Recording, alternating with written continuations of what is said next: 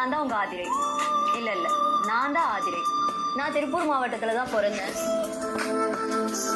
என்னோட கேரக்டர் பற்றி சொல்லணுன்னா, புதுசாக பழகிறவங்க கிட்ட கொஞ்சம் டைம் எடுத்துக்கும். பட் ஸ்டில் நான் பழகிட்டேன்னா ரொம்ப ஜாலியாக எதுனாலும் செய்யலாம் அப்படிங்கிற ஒரு கேரக்டர் தான். என் ஃபேமிலியில் எல்லாருக்குமே சினிமா பார்க்குறது பிடிக்கும். அந்த சினிமா பார்த்து பெர்ஃபார்மன்ஸ் அவங்களது பார்த்து எனக்கும் அந்த ஆசை வந்துச்சு. என் வீட்டில் கேட்டேன், இந்த மாதிரி எனக்கு சினிமா ஆசை இருக்குது போகணும் அப்படின்னு. அவங்களுக்கு சுத்தமாக விருப்பம் இல்லை. போகிறதுனா ஃபேமிலியை எங்களை எல்லாரையும் மறந்துட்டு போயிடு, ஃபேமிலியே வேணான்னு போயிடு, இந்த மாதிரி டைலாக்லாம் அவள் பேசினா.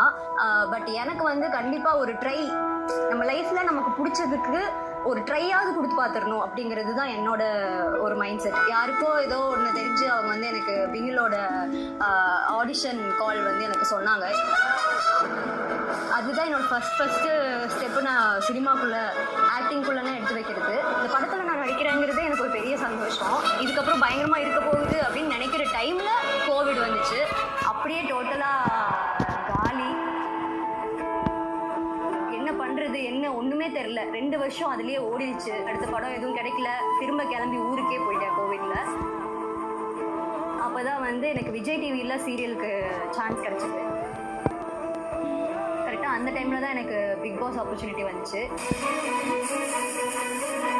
இப்போ ஏன் பிக் பாஸ் அப்படின்னா, அது ஒரு பெரிய பிளாட்ஃபார்ம். அது மூலயமா நம்ம யாருங்கிறது நமக்கே தெரியும், நம்ம யாருங்கிறது எல்லாருக்கும் தெரியும்.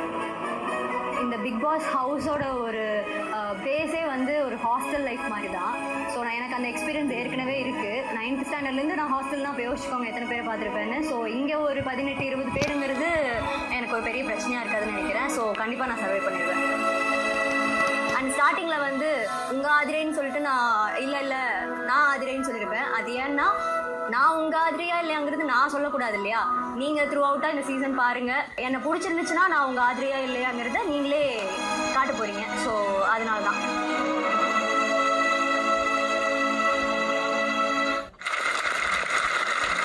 சரி, நீங்கள் உங்கள் ஆதிரியாகவே இருங்க. நாங்கள் ஷோ பார்த்து முடிச்சதுக்கப்புறம் எங்கள் ஆதிரியா இல்லையா நாங்கள் சொல்கிறோம். வாழ்த்துக்கள். Okay sir, thank you so much. இப்போ நீங்கள் ஹாஸ்டலில் இருந்தேன்னு சொன்னீங்கல்ல,